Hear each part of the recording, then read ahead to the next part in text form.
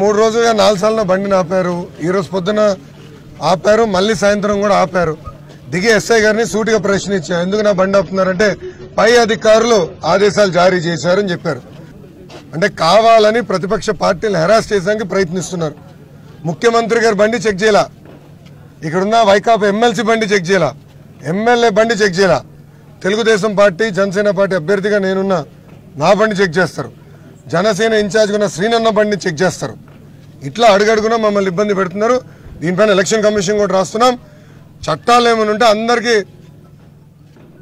ఒకటే చట్టం ఉండాలి, అదే అమలు చేయాలి తప్ప ప్రతిపక్ష వాళ్ళకి ఒకటి, అధికార పార్టీ చేస్తాం కరెక్ట్ కాదు.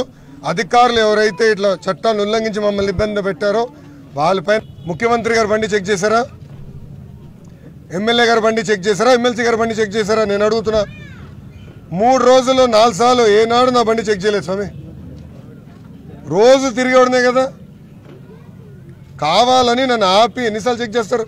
ఒకే రోజు 2 సార్లు చెక్ చేస్తారా? ఇప్పటికి ఉదయం సాయంత్రం. పొద్దున అన్నగారిని నాతో చెక్ చేశారు, సాయంత్రం మళ్ళీ ఆయన బండి సెపరేట్గా చెక్ చేశారు.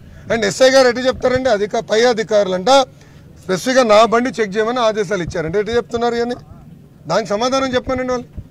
అధికారులు ఇప్పుడు సమాధానం చెప్పాలి. దీనిపైన ఎలక్షన్ కమిషన్ సీరియస్గా తీసుకోవాలి.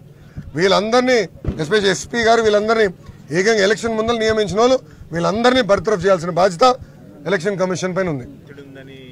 అరే ఎస్ఐ గారే చెప్తే స్పెసిఫిక్గా మా బండిలు చెక్ చేయమని ఆయనకి ఆదేశాలు వచ్చినాయంట. దాని మేరకే చెక్ చేశాను వాళ్ళు చెప్తాం జరిగింది. ఇంకా దానికన్నా ఆధారాలు మీకేం కావాలి? ఎమ్మెల్సీ గారు బండి తనిఖీ చేశారా? హనుమంతరావు గారు ఎమ్మెల్సీ గారు ఆయన బండిని ఎవరు జోలికెళ్ళ. ఎమ్మెల్యే గారు తిరుగుతున్నారు, ఎవరు? కరకట్ట కమలాసన్ ఆల రామకృష్ణారెడ్డి గారు, ఆయన బండి చేయలా. ముఖ్యమంత్రి గారు బండి ఆపి ఎప్పుడు చెక్ చేశారా వీళ్ళు? మళ్ళీ మేము ఒకరు దొరికాం వాళ్ళకి. ముఖ్యమంత్రి గారు అదే రోడ్డు మీద తిరుగుతాడు అటు ఇటు ఎప్పుడో, మళ్ళీ ఎందుకు ఆయన బండి ఆపి చెక్ చేయరు అధికారులు? కేవలం నా తెలుగుదేశం పార్టీ అభ్యర్థిగా నన్ను, జనసేన ఇన్ఛార్జిగా శ్రీనివాస్ అన్న బండి ఎందుకు చెక్ చేస్తున్నారు ప్రత్యేకంగా? దానికి అధికారులు సమాధానం చెప్పండి. అది నేను సూటిగా ప్రశ్నిస్తాను. దీనిపైన మేము పోరాడతాం, మేము వదిలిపెట్టాం. డీజీ గారిని మార్చే వరకు మేము వదిలిపెట్టాం. 100% DG must go, SP must go, దాంట్లో ఎలాంటి సందేహం లేదు. దానిపైన మేము పోరాడతాం. నిన్న చంద్రబాబు నాయుడు గారి సమావేశం జరిగింది. ఎలక్షన్ కమిషన్ దగ్గర మేము పర్మిషన్ తీసుకుని పెట్టిన సభ అది, close door meeting. Election commission ఉన్నత అధికారులు వచ్చి విజువల్స్ కూడా తీసుకుని వెళ్ళారు. వాళ్ళు వచ్చారు, విజువల్స్ కూడా తీసుకుని వెళ్ళారు. కానీ అక్కడ ఇంటెలిజెన్స్ ఆఫీసర్ వస్తారు. అతనికి ఏం పని అండి? పొలిటికల్ ఇంటెలిజెన్స్ ఆఫీసర్కి ఏం పని? అందుకే సిఐఎస్ఎల్ చీఫ్ కూడా పోవాలి, ఇంటెలిజెన్స్ చీఫ్ కూడా బర్తరఫ్ చేయాలి. దీనిపైన గట్టిగా తీసుకుంటాం, సీరియస్గా తీసుకుంటాం. మేము ఈ ఇష్యూని వదిలిపెట్టదలుచుకోవాలి. నేను అసలు నార్మల్ ఫోన్ ఎవరికైనా కొడితే బీపీలో వస్తున్నాయి, దానికే నాకు డౌట్ ఉంది. ట్యాపింగ్ వీళ్ళు చేస్తున్నారు. తెలంగాణలో కూడా జరిగింది అనేది ఈరోజు బయటకు వచ్చింది కదా, అలానే ఇక్కడ కూడా చేస్తున్నారు. దాంట్లో ఎలాంటి సందేహం లేదు.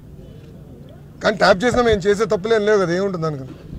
మేము ఏ అభ్యర్థిని పెట్టబోతున్నాం ఇవే ఉంటే తప్ప ఎందుకు భయపడాలో మేము. కానీ వాస్తవాలు ప్రజల ముందర మేము పెడతాం.